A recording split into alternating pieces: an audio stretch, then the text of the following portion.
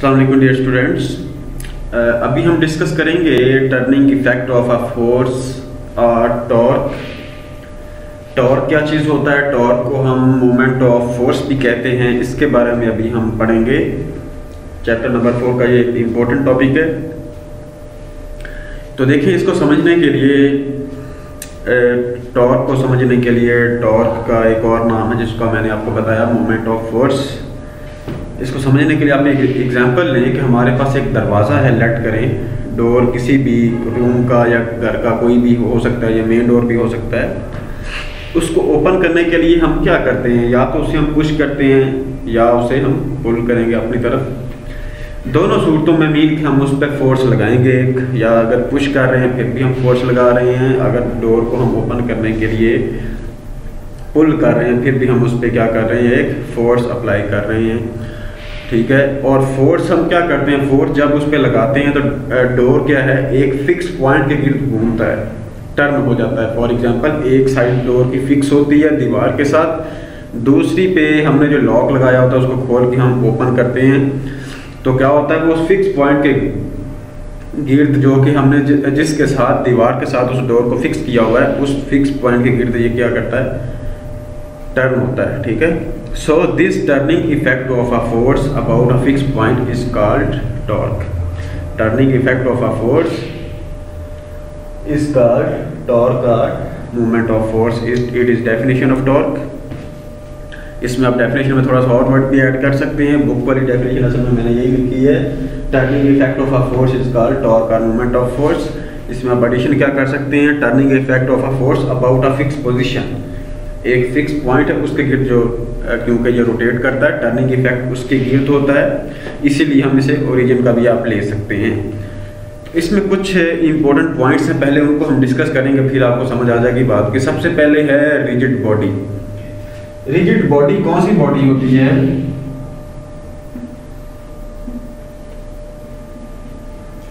Rigid body, rigid mean सख्त body, hard body. Hard body कौन सी है? वो वाली कोई भी ऑब्जेक्ट जिसके पार्टिकल्स के दरमियान डिस्टेंस बहुत कम हो, ना होने के बराबर हो, उसके पार्टिकल इस तरह अरेंज किए हुए हैं कि वो बिल्कुल एक दूसरे के साथ मिले हुए हैं। उन पार्टिकल्स के दरमियान स्टूडेंट जो डिस्टेंस है वो ना होने के बराबर है। अगर कोई एक्सटर्नल फोर्स उन पार्टिकल्स पे अप्लाई होती है, मीन कोई बाहर से कोई भी फोर्स है, उन पार्टिकल्स को दबाने की कोशिश करते हैं हम, तो वो पार्टिकल्स अपनी पोजीशन चेंज नहीं करते, वो अपने फिक्स पॉइंट पे ही रहते हैं, अपने फिक्स पोजीशन पे ही रहेंगे और उनकी पोजीशन चेंज नहीं होगी। ठीक है। ऐसी बॉडी को आप क्या कहते हैं, रिजिड बॉडी। मीन के हार्ड बॉडी वो, या रिजिड बॉडी, हार्ड बॉडी इसको उर्दू में आप कहेंगे, सॉरी सख्त बॉडी आप कहेंगे उर्दू में। वो वाली बॉडी जिसके पार्टिकल्स को अगर आप फोर्स लगाएं और वो अपनी जगह से रोटेट ना करें, उसकी शेप चेंज ना हो। ठीक है। फॉर एग्जांपल, ये पेन है, इसको ये पकड़ रहे हैं हम, इसकी शेप चेंज नहीं हो रही। यहाँ पे अगर कोई और चीज़ हो, लिक्विड फॉर एग्जांपल, उसको हम करेंगे तो उसकी क्या हो जाएगी, शेप चेंज। बैलून हो फॉर एग्जांपल, उसको हल्का सा दबाएंगे उसकी शेप चेंज हो जाती है। अगर वो इलास्टिक है तो दोबारा फिर अपनी पोजीशन पे वापस आ जाएगी। ठीक है। रिजिड बॉडी मीन कि उसकी पोजीशन चेंज ही ना हो। ठीक हो गया। दूसरा students, axis of rotation. Axis of rotation क्या चीज है? एक्सिस ऑफ रोटेशन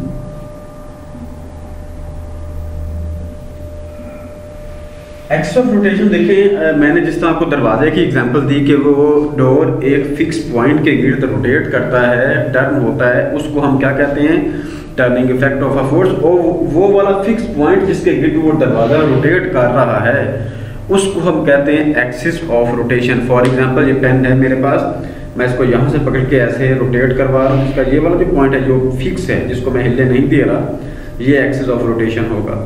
ठीक है। इसकी एग्जांपल दरवाजे वाली देख लें। दूसरा, आप एक पानी का नल ओपन करते हैं, पानी वाली टूटी ओपन करते हैं जिसे आप कहते हैं, तो उसका देखिए क्या करते हैं, जो पानी का टैप होता है ऊपर, उसको आप घुमाते हैं ऊपर से। ठीक है। घुमाने से, और वो जो उसका बिल्कुल सेंट्रल पार्ट है वो नहीं घूम रहा होता, वो फिक्स होता है अपनी पोजिशन पे। ठीक है। साइडें उसकी घूम रही होती है, सेंटर वाला फिक्स होता है, आपने वो नट बोल्ट से उसको फिक्स किया होता है। तो उसको घुमा नहीं सकते आप। तो वो मीन के पूरा जो आपके पास टैप है वो एक फिक्स पॉइंट के गिर्द घूम रहा होता है, और वो जो फिक्स पॉइंट है उसे हम क्या कहते हैं, एक्सिस ऑफ रोटेशन कहते हैं। इसी तरह लेट करें एक नट बोल्ट सिस्टम, उसको आपने फॉर एग्जांपल आपने कोई नट काबला कोई बिना आपने फिक्स करना है किसी टाइप को या कुछ इस तरह करना है, तो हम क्या करते हैं कि स्पैनर यूज़ करते हैं, जिसे चाबी भी कहते हैं या रेंच वगैरह इस तरह की जो चीज़ हम उर्दू में वर्ड यूज़ करते हैं उनके लिए ये बनाई भी हुई है मैंने। तो हम क्या करते हैं कि इसको इसकी एक साइड जो नट आपने जिसको फिक्स करना है, जिसको कसना है, उस पर लगा के उसको रोटेट करवाते हैं, दबाते हैं, तो वो खुल जाएगा या और टाइट हो जाएगा पहले से। तो मीन कि वो किसके गिर्द रोटेट हो रहा है, जो नट है, जिसके ये वाला जो नट है जिसके गिर्द आपसे जिसको फिक्स करना चाह रहे हैं, जिसको खोलना चाह रहे हैं या जिसको टाइट करना चाह रहे हैं, वो आपका क्या हो जाएगा, यहाँ पे एक्सिस ऑफ रोटेशन हो जाएगा। यानी कि जिस स्पैनर जिस चीज़ के गिर्द घूम रहा है उसको हम क्या कह देते हैं, एक्सिस ऑफ रोटेशन। ठीक हो गया। तो इसके बाद जो टॉर्क के रेलिवेंट दो मेजर आपके पास डेफिनेशंस हैं, दो मेजर पॉइंट्स हैं, वो देखें टॉर्क के रेलिवेंट होंगे जो स्टूडेंट्स। यहाँ पे दो चीज़ें एक्ट कर रही होंगी। एक तो है फोर्स, हमने फॉर एग्जांपल ये नट है, इसको खोलना है या इसको टाइट करना है, तो ये स्पैनर मैंने बनाया है आपके पास, तो इस पे हम क्या करेंगे, यहाँ से पकड़ के इसको घुमाएंगे या नीचे की तरफ या ऊपर की तरफ इसको खोलने के लिए। ठीक है। तो मीन इस पे इस साइड पे क्या होगी, फोर्स अप्लाई होगी, जिससे हम क्या कहते हैं, एफ। ठीक है। और जिस डायरेक्शन में वो जिस एंगल से वो फोर्स अप्लाई हो रही है इस स्पैनर पे, उस लाइन को उसकी लाइन को यानी कि जिस लाइन पे वो फोर्स अप्लाई हो रही है उसको हम कहते हैं line of action of force. The line along which the force acts is called line of action of force. ठीक है। इसमें line of action of force क्या है, ये परपेंडिकुलर इस पे अप्लाई हो रही है। ठीक है। यानी कि वो वाली लाइन जिसके अलोंग एक फोर्स रोटेटिंग बॉडी पे अप्लाई हो रही है, that line is called line of action of force. ठीक है। अब ये line of action of force for example हम यहाँ से पकड़ कर लगा रहे हैं, तो ये यहाँ तक आपके पास ये line of action of force है। ठीक है। और जब फोर्स हम लगा रहे हैं, ऊपर से नीचे से दबा रहे हैं, तो बीम क्या है, पूरा स्पैनर रोटेट करेगा, और ये जो नट है बिल्कुल जिससे आपने टाइट करना है या खोलना है, इससे लेके जो आप line of action of force है इसके दरमियान ये वाला जो डिस्टेंस होगा सारा, यानी कि यहाँ से लेके यहाँ तक का ये स्टूडेंट डिस्टेंस, जिसको हम एल का नाम दे देंगे, it is called movement arm. इसको क्या कहते हैं हम, मूवमेंट आर्म। एक तो जो line of action of force आ गई, line of action of force. ठीक है। Line of action of force mean कि जिस लाइन पे ये फोर्स एक्ट कर रही है इस पैनल को घुमाने के लिए, वो फोर्स उस फोर्स की लाइन को हम क्या कहते हैं, line of action of force. उसके बाद आ जाता है movement arm.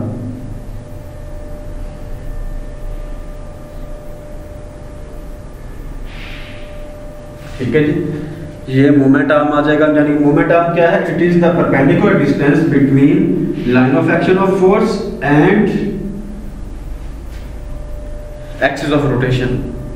Axis of rotation से लेके लाइन ऑफ एक्शन के जो आपके पास लाइन ऑफ मूवमेंट आर्म क्या है, line of action of force से लेके ये आपके पास एक्सिस ऑफ रोटेशन के दरमियान जो डिस्टेंस है इसको हम क्या कहेंगे, मूवमेंट आर्म कहेंगे। लेट करें यहाँ पे मूवमेंट आर्म की वैल्यू एल है और जो फोर्स हम अप्लाई कर रहे हैं वो एफ फोर्स अप्लाई कर रहे हैं।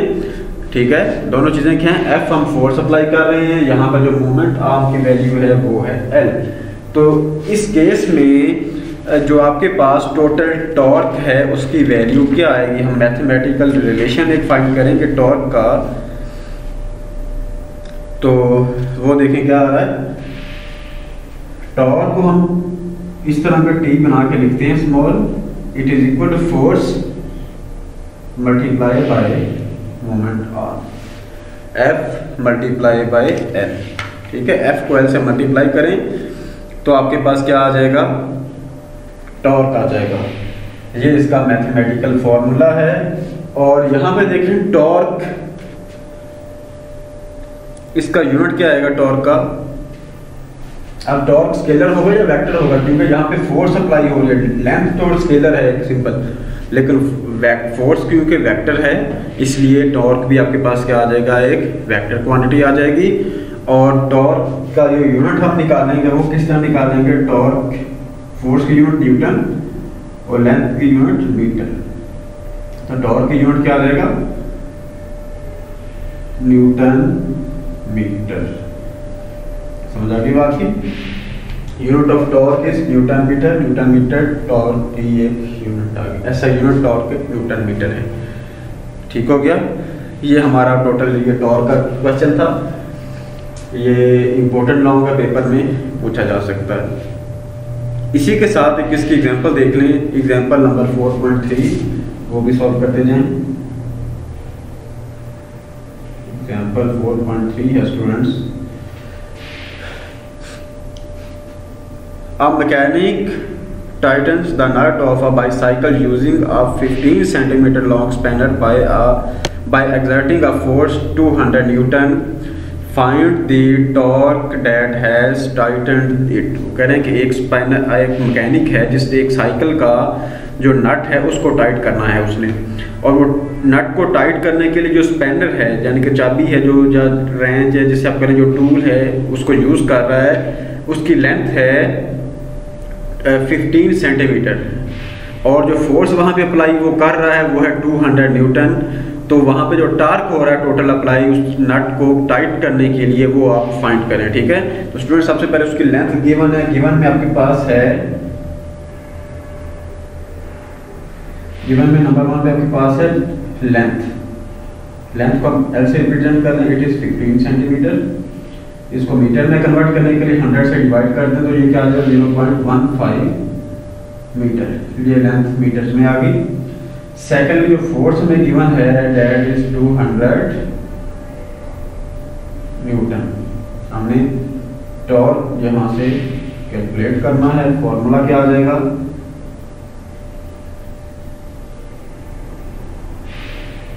Torque is equal to F multiply by L. F आपके पास है 200, ठीक है जी, और मल्टीप्लाई हम कर देंगे 0.15 के साथ। ओके, सॉल्यूशन देखें, 200 को आप डायरेक्ट कैलकुलेटर से मल्टीप्लाई कर दें, फिर 0.15 के साथ आंसर आ जाएगा। लेकिन मैं थोड़ा सा ऐसे यहाँ पे कैलकुलेटर के बगैर सॉल्व करूँगा कि हम 15 को 0.15 को लिख सकते हैं 15/100। ठीक है, 0.15 को क्या लिखा जा सकता है 15/100, क्योंकि डेसिमल की जगह पे 1 आ जाएगा, उसके बाद राइट पे देखें कितने डिजिट्स हैं उतने हम यहाँ पे 0 लगा देते होते हैं, क्या आ जाएगा 15/100। अब ये 2 zeros से कैंसिल आउट, तो आपके पास क्या आंसर आ रहा है यहाँ पे, टॉर्क का आंसर आ रहा है 200 sorry 20 2 multiply by 15, 2 multiply by 15 को ये जीरोस तो कैंसिल आउट हो गए, 2 रहेगा, 2 मल्टीप्लाई बाई 15 तो आंसर आ जाएगा 30। यूनिट क्या थी, न्यूटन मीटर। ये आपके पास स्टूडेंट्स टॉर्क की वैल्यू आ गई, इतना टॉर्क लगाया है मैकेनिक ने उस नट को टाइट करने में। ठीक है, तो ये आपका टॉर्क का पूरा जो है वो टॉपिक यहाँ तक एंड हो गया। ओके, तो इसके साथ ही एक और छोटा सा टॉपिक है इसी से मिलता जुलता, वो है principle of moments. Principle of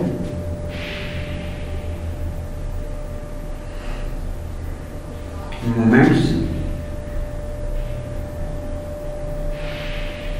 principle of moments क्या चीज है कि किसी भी ऑब्जेक्ट पे जो मोमेंट्स हैं वो 2 तरह के हो सकते हैं। A body is balanced if the sum of clockwise moments acting on the body is equal to the sum of anticlockwise moments acting on it. एक ऑब्जेक्ट है, जिस तरह ये मैंने बनाया स्पैनर है, तो ये यूज होता है या तो एक नट को टाइट करने के लिए या उसको ओपन करने के लिए, खोलने के लिए, लूज करने के लिए। तो स्टूडेंट्स दोनों केसेस में हम फॉर एग्जांपल पहले उसको टाइट कर रहे थे, नट को हमने स्पैनर के साथ टाइट करना है। ठीक है, टाइट करने के लिए हम फोर्स किस डायरेक्शन में लगाएंगे, लेफ्ट करें हम एंटी क्लॉकवाइज लगाएंगे, और फिर ओपन करने के लिए फोर्स किस डायरेक्शन में लगाएंगे, उसके अपोजिट डायरेक्शन में। अगर पहले हम एंटी क्लॉकवाइज लगा रहे थे तो अभी फोर्स किस डायरेक्शन में होगी, क्लॉकवाइज डायरेक्शन में, क्योंकि दोनों अपोजिट डायरेक्शन में होंगी ना। ये हमने टाइट करने के लिए फोर्स लेट अगर एंटी क्लॉकवाइज लगाई है, फॉर एग्जांपल हम यहाँ से इस तरफ दबा रहे थे इसको टाइट करने के लिए, तो हम ओपन करने के लिए क्या करेंगे, नीचे से ऊपर की तरफ फोर्स लगाएंगे। लॉ ऑफ मूवमेंट्स ये है कि आपने इसको टाइट करने के लिए जितनी फोर्स लगाई है ना, यानी कि जितने जोर से आपने इसको टाइट किया है, इसको ओपन करने के लिए भी आपको उतनी ही ज़्यादा फोर्स लगाना पड़ेगी। ठीक है, अगर आपके पास एक छोटा सा नेट है तो आप उसे इजीली थोड़ी सी फोर्स से भी ओपन कर लेते हैं। अगर वही आपके पास बड़े फॉर एग्जांपल कोई मशीनरी आ गई, गाड़ी आ गई, कार है फॉर एग्जांपल, उसका नेट वगैरह आपने खोलना है तो थोड़ी सा ज़्यादा आपको फोर्स लगाना पड़ेगी। अगर कोई और भी उससे बड़ी गाड़ी है, फॉर एग्जांपल अगर ट्रक वगैरह इस तरह की बड़ी गाड़ियों की अगर आपने देखे हो टायर ओपन करते हुए, तो वो बड़े बड़े उनके पास स्पैनर्स होते हैं, उनके ऊपर वो बंदा चढ़ के वो फोर्स लगा के ना पाँव से उसको दबा के बहुत ज़्यादा फोर्स लगा के उसको पहले टाइट करते हैं, फिर उसको ओपन करने के लिए उसी तरह बहुत ज़्यादा फोर्स उसके ऊपर वो अपना पूरा वजन डालते हैं, तो फिर उस पर मीन के उसको ओपन कर सकते हैं। ठीक है, इट मीन्स के जो क्लॉकवाइज, अब यहाँ पे एक को नाम दे दिया हुआ है उन्होंने क्लॉकवाइज टॉर्क। क्लॉकवाइज टॉर्क के मीन जिस तरह क्लॉक की नीडल्स मूव करती हैं जो उस डायरेक्शन में मूव करे, और दूसरा उसके अपोजिट डायरेक्शन में जिस तरह क्लॉक की नीडल्स की अपोजिट जो डायरेक्शन होगी, और दोनों डायरेक्शन में जो टॉर्क लगेंगे अगर वो दोनों अपोजिट होंगे तो दोनों अपोजिट, और अगर वो दोनों बैलेंस होंगे यानी कि दोनों की वैल्यूज सेम होंगी, तो जो बॉडी होगी वो किस में होगी, इक्विलिब्रियम में होगी। अगर एक फोर्स ज़्यादा है दूसरी फोर्स कम है तो बॉडी इक्विलिब्रियम में नहीं आ सकती। फॉर एग्जांपल इसकी एग्जांपल लें जो बुक में भी दी हुई है, वो होती है सीसा। आप वो जो झूले लेने के लिए बच्चे पार्क में अक्सर जाकर खेलते हैं, तो क्या करते होते हैं, वो आपके पास जो लकड़ी का एक बना होता है टेबल सा लंबा, उसके नीचे एक इक्विलिब्रियम पॉइंट है, और दोनों तरफ आपके पास सेम बैलेंस वाले अगर बच्चे बैठेंगे तो मीन के वो अच्छा वर्किंग इक्विलिब्रियम पे आ जाएगा, बिल्कुल बराबर इस तरह। लेकिन और उसको पाँव नीचे से मारते हुए फिर इस तरह झूले आते रहते हैं। लेकिन अगर वहाँ पे देखें एक आपके पास बहुत हैवी वेटेड बंदा बैठ गया है, दूसरे पास छोटा बच्चा बैठा हुआ है, तो वो उसको नीचे से ऊपर ही नहीं उठा सकता, बच्चा ऊपर ही रहेगा, वो बड़ा बंदा बेचारा नीचे इस तरह बैठा। ठीक है, इट मीन्स को दोनों को बैलेंस करने के लिए आपके पास एक जैसे वेट, दोनों तरफ एक जैसे फोर्सेस लगेंगी, दोनों तरफ एक जैसे टॉर्क लगेंगे तो इक्विलिब्रियम में आएगा। अदरवाइज अगर एक टॉर्क की ज़्यादा है दूसरा टॉर्क ज़्यादा है तो फिर बॉडी कभी भी इक्विलिब्रियम में नहीं आएगी। ठीक है, तो ये था स्टूडेंट्स आपका एक और टॉपिक प्रिंसिपल ऑफ मोमेंट्स के हवाले से टॉर्क के रेलिवेंट किया, ये हमने सारा डिस्कस किया। उम्मीद है कि आपको इसकी समझ आई होगी टॉपिक की। अगर कोई है प्रॉब्लम मज़ीद तो आप कमेंट में वो डिस्कस कर लें। Thank you very much.